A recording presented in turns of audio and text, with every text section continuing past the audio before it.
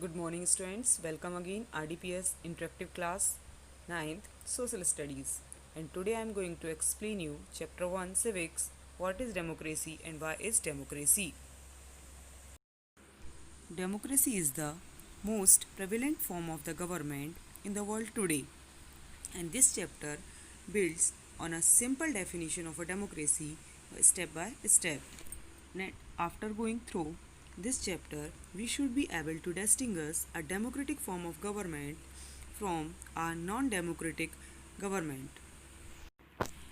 Before we proceed further, first we understand the meaning of democracy. Democracy is the form of government where people has the power to choose his or her representative.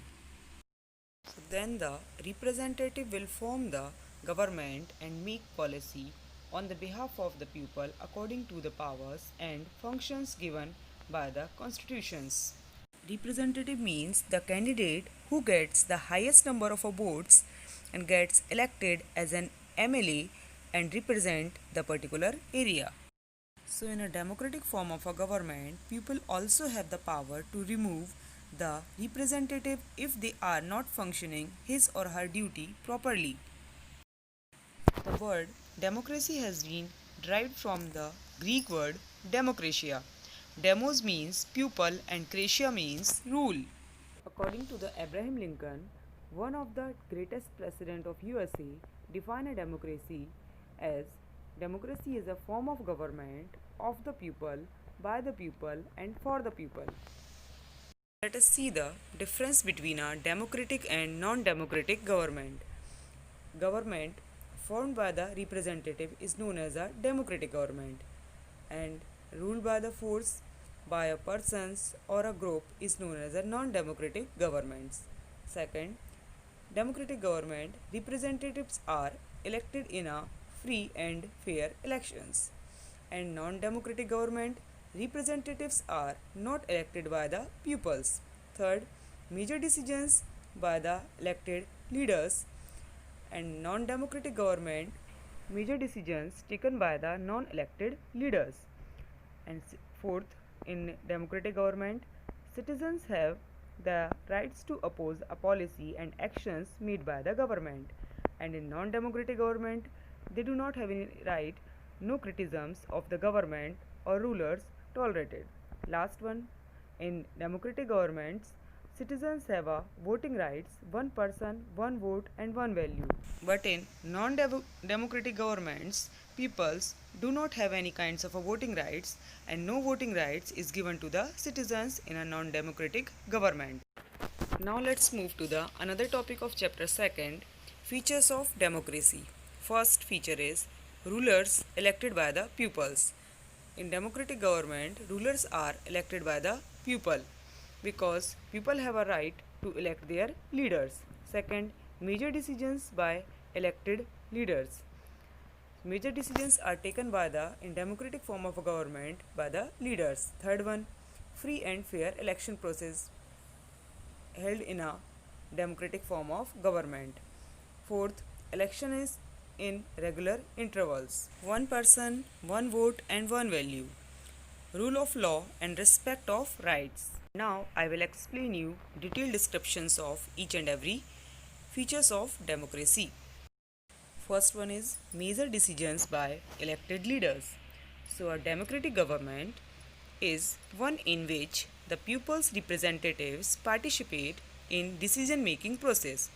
So they own a collective responsibilities for all the decisions taken by the governments, and there are examples for representatives of peoples are chosen but they are not allowed to participate in decision making process.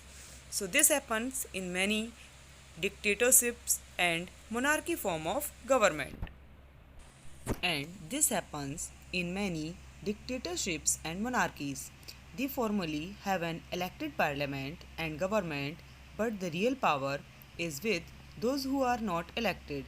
In a few countries, the real power with some external powers and not with locally elected representatives, and this cannot be called people's life. So we can say like this, in a democracy, the final decisions making power must rest with those elected by the pupils. For example, in Pakistan, people formally have elected parliament and government, but the real power is with those who is not elected by the people. So in October 99, General Parvez Musharraf overthrew the democratically elected government and declared himself chief executive of the country. Later, he changed his designations to president, and in 2002, the country granted him a 5-year extension. In August 2002, he issued a legal framework order. So, according to this order, the president can dismiss the national or provincial assemblies, and the work of the civilian cabinets is supervised by a National Security Council, which is dominated by military officers. After passing this law, elections were held to the national and provincial assemblies. So, Pakistan has had elections, and elected representatives have some powers, but the final power rested with military officers and the General Parvez Musharraf. So, the final decisions making power must rest with those elected by the people. Next feature of a democracy is free and fair electoral competition. In a democracy, the rulers must be truly people's representatives. And to choose representatives, we need a system of elections. And elections could have some meanings and significance only if it had held free and fair manners.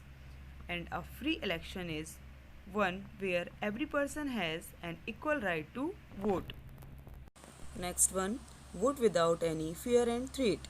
A fair election is one in which those persons who are currently in power and have a fair chance of losing.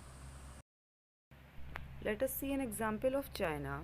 In China, elections are regularly held after every 5 years for electing the country's parliament, called NPC, means National People's Congress. So the National People's Congress has the power to appoint the president of the country. Some members are elected by the army, and it has nearly 3,000 members from all over the China. Since its independence in 1930, Mexico holds elections after every 6 years to elect its presidents. The country has never been under a military's or director's rule.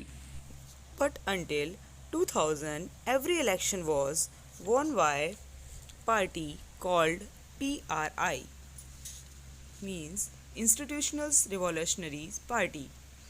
So the opposition parties did contest elections but never managed to win, because the PRI was known to use many dirty tricks to win the elections. PRI sent a large sum of money in the campaign for its candidates. So after 2000, every election was won by a party called PRI, Institutional Revolutionary Party. So PRI used these many dirty tricks to win the elections. First, all the government officials and teachers are used to force parents to vote for the PRI. Sometimes the polling booths were shifted from one place to another in last minutes. Media largely ignored the activities of opposition's political parties, expect to criticize them. It used large sum of money in the campaigns for its candidates. So, should we consider this country as a democratic country where election is not free and fair?